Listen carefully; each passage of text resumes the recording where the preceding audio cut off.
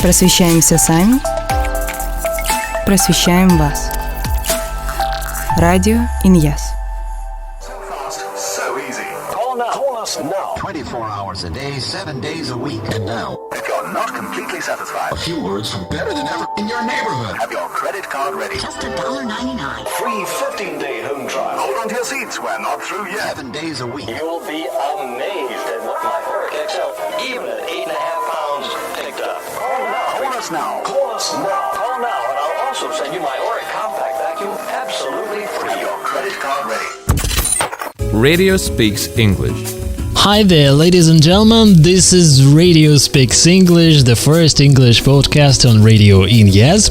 I'm Gleb Rodionov, and it's a great pleasure for me to say that we've come back to explore the world of English together.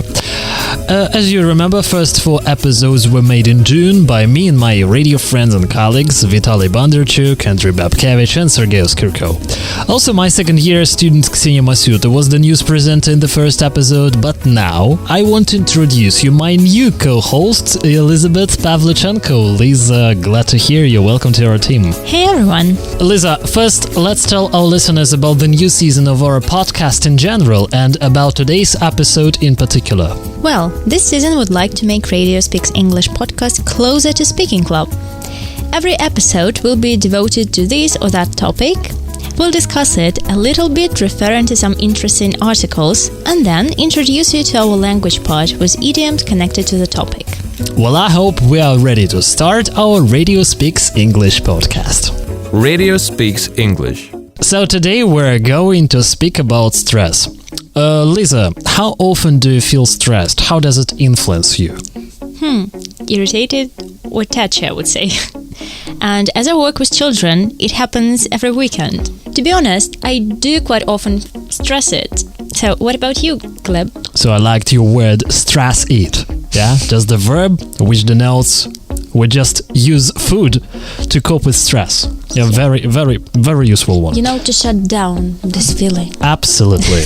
Well, I can't say that my students make me stressed, because they are adults. They are responsible of their activities or deeds, so to say.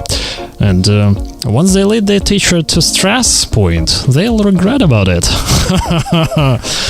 Okay, unfortunately our life is full of different stress makers, as you know, everyday routine or people who provoke us to get stressed.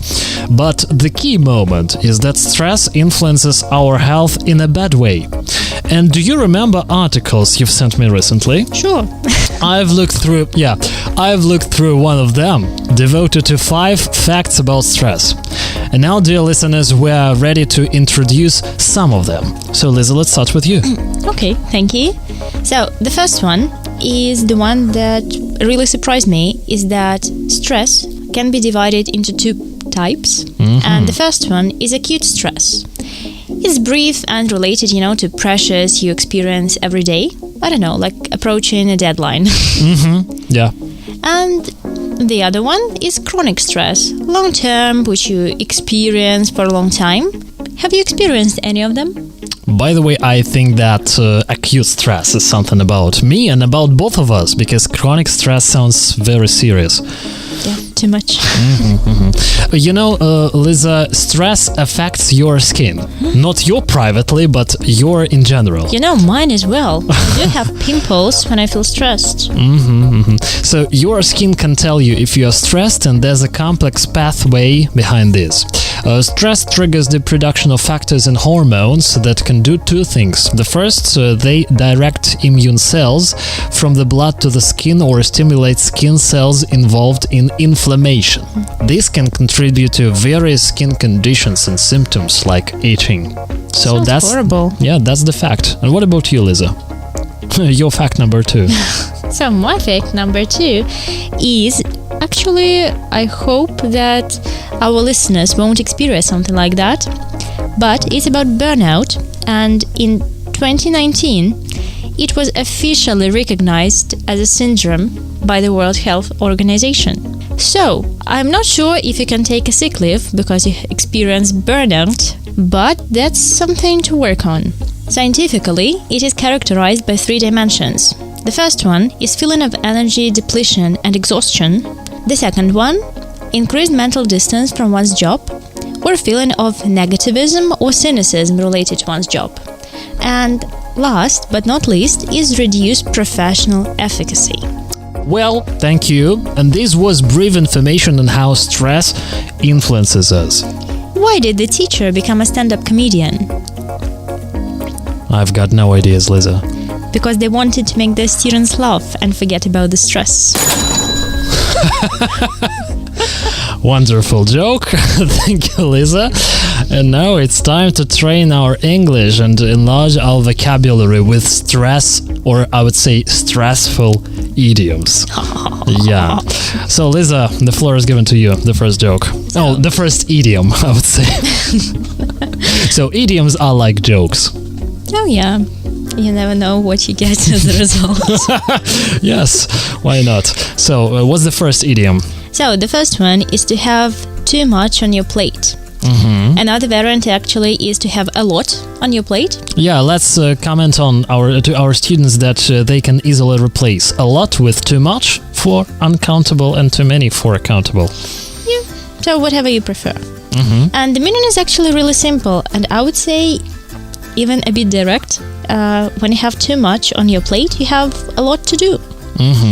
And I don't know, but when I have a long to-do list, I feel really stressed out.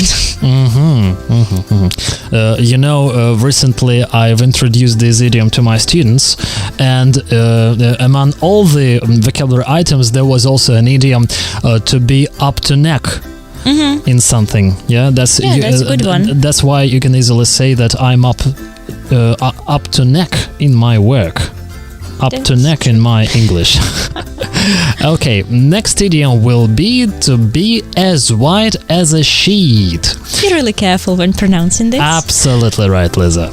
So, of course, we use this idiom when we are very pale because of shock or fear. Of course, in both situations, we are under stress. Yeah, and like the example, Silvio went as white as a sheet when he got the bad news.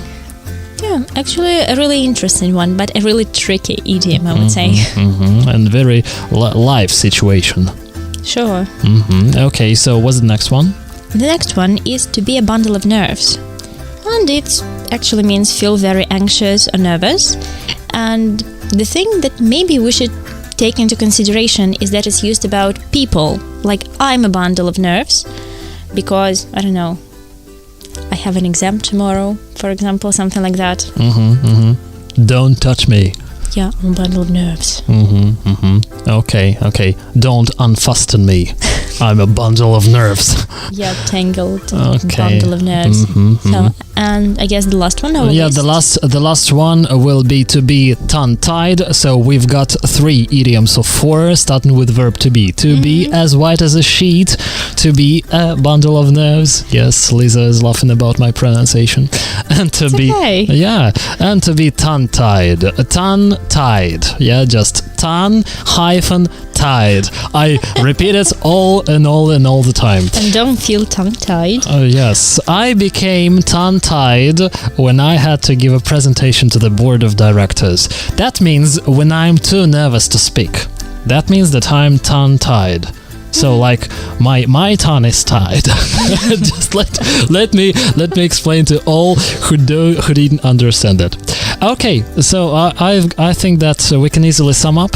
So, Lisa. Sure. So let's sum up. Let's sum up. Today we've learned how stress influences us and our language. Hope you enjoyed our company and you had a chance to practice your English. Absolutely. So if you have any topics you'd like us to discuss, or idioms you'd like to cover, you can write us in the comments below. Also, don't forget to subscribe to Radio India's profile on Yandex Music and stay tuned. Yeah, thumbs up. So these were Lisa Pavlyuchenko and Gleb Rodionov. Hear you soon. Radio Speaks English.